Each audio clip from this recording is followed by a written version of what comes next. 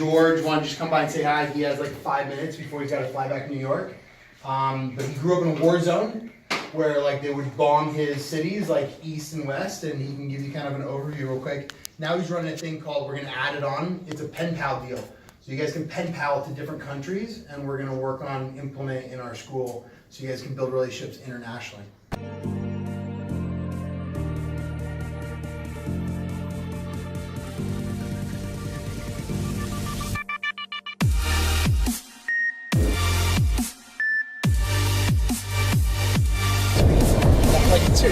Welcome to Miami.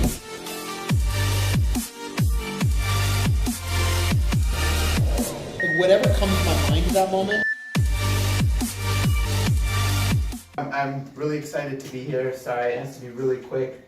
I met Daniel, and his personality is contagious. I love the work that he's doing, and we want to work together to roll out these programs all over the country and the world. And what we're doing is we're building a platform that allows you to communicate with other kids all over the country, all over the world, through your computers, and you get to meet people who don't know your stories, don't know where you're from, and you get to meet them. And in the process, develop friendships, relationships. I had a pen pal when I was young. My pen pal was from Germany.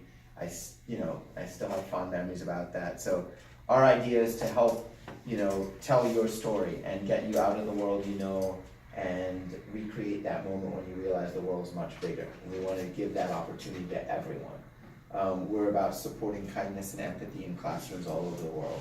And we're right now we have 6,000 teachers signed up in all 50 US states and 105 countries. And we want to continue to grow. And I'm glad you like the kind bars. There are more where those came from. I'll give some to Daniel and ask him to sort of, if you don't get them and you see him gaining some weight, it's because he's eating them. So make sure you ask him for. You want to ask 1 or 2 questions? Yeah, I'd love to. So I'd love to learn more about tell me a little bit about this program, what you're doing here. We do our classes online. All online. Mm-hmm. And what's your favorite subject? Language arts. Okay. Oh, language arts. Language arts? It helps us get out of school before time. So, if to graduate early. Yeah. And how's it different than your regular school? Because it's not as much students there, you get more attention from the teachers. Yeah. So is this a typical size? Yeah? That's great. And how long have you guys been doing it? Since September. Mm-hmm. 7 weeks. 7 weeks? I've been doing it 7 weeks. Okay. They've been here for, I don't know, I think they've been here for. That's Jason. We just went to 3 companies last week to give them a job. Public Ah. hiring. Yeah. Cool. Do you guys want to stay here or do you want to leave Miami? I want to travel to Puder. She's going to New York on Broadway. Oh yeah? So you know a couple people on Broadway, don't I you? do. My brother's on Broadway. My brother does musical theater. This is the 4th person I know that you've met. If you come to New York, let Daniel know, and we'll bring you by the Kind office, and you can have all the Kind bars you want. They have a whole wall of kind bars. It's called the Bar Bar. It's called the Bar Bar. Yeah. You guys seen a bar before, right? It's just a bar bar. Yeah. Coffee and all the kind bars you could eat for days. Thousands of them. Yeah. Every flavor. Yeah. Yeah. I also sit in your new product development, so they're in charge of putting the right nuts together and different ingredients. So I'll try some of those and see whether I like it, and then I have to fill out a survey of what I thought the taste was and what I liked and what I didn't like, and then they collect all that data from different people sampling the kind bars, and then make adjustments to try to find flavors that work. Can you guys throw him one idea on with the speakers that come in and everybody else? How does that add value? Because we're working on putting some schools together so we can build more schools. What's your guys' thought on that? Yeah. The thing when speakers come in, regular schools, we don't have speakers coming in and telling us how business works. So probably before we came to school, we didn't know how business worked or anything until speakers come in and they talk to us and tell us how it works. So now we can start off to get where we want to be in life. So we bought some clothing for them three, and tomorrow we're gonna finish shooting, put it up online. So they're gonna start. We have their own online Poshmark account. Oh, Start selling to it. learn how to make money. Not everyone comes from a good place. Like despite everything they go through, they always find a way to succeed or to grow.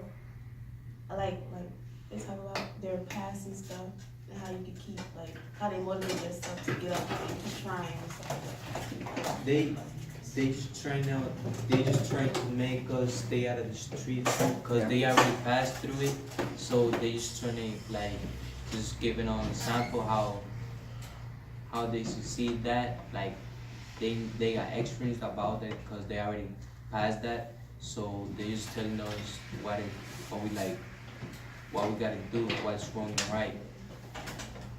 Basically what they're saying is whatever they did, whatever we're trying to do now, they already did it. So if we're trying to like people, the speakers when they come in, they tell us what they did to get where they are. What we're basically trying to do, but in another way. So, yeah. Do you remember when I came back from India and I said this is a challenging neighborhood, but in India they have the slums? So can you tell them 1 minute and then Yeah. we'll roll on the war, Yeah. what a war zone includes? I was born in the Middle East. I was born in Beirut, Lebanon, and a month after I was born, a 17-year civil war started. And the city itself of Beirut was divided between, it was a war based on different religious beliefs.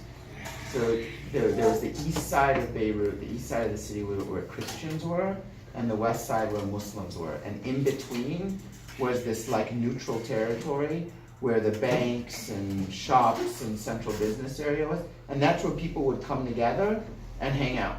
And that was the one physical space that was mixed. So you could actually if Daniel was Muslim and I was Christian, but we would come do banking together or go to the grocery store together, and I would get to see him there. And it was like an opportunity to put a human face to somebody who otherwise would be the enemy. And unfortunately, during the war, that space was the front line of the fighting, so it was totally destroyed. I could show you pictures of what it looked like before the war and what it looked like afterwards, and it was just demolished afterwards. They called it the Green Line because it was so destroyed that shrubs would come out from the destruction. So an aerial view of the city, you'd see east, you'd see west, and you'd see shrubbery in between. And what happened is when people could no longer come together and see each other as human beings, we ended up retreating to our space. I would go to my Christian side and live there, they would stay on their Muslim side and live there.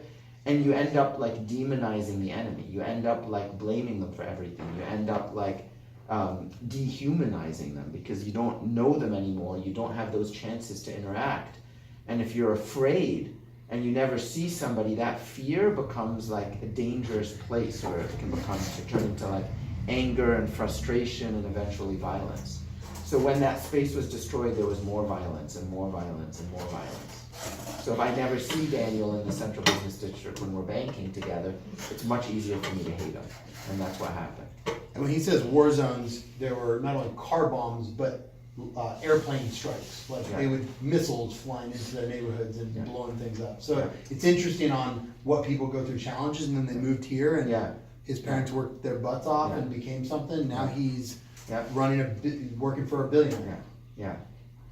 I mean, I remember as a kid there was a lot of kidnapping, and they would kidnap people because I'm half American, half Lebanese, so I look kind of mixed, so I would be a target as a kid for being kidnapped. So I remember being told in school, if someone comes up, what they would do is they'd come up in a car and they'd ask for directions, and they'd ask for directions in English. And if I answered in English, then they would pick you up. And that would be that's how they would kidnap people who they thought were American, and that's how they would test whether they were American.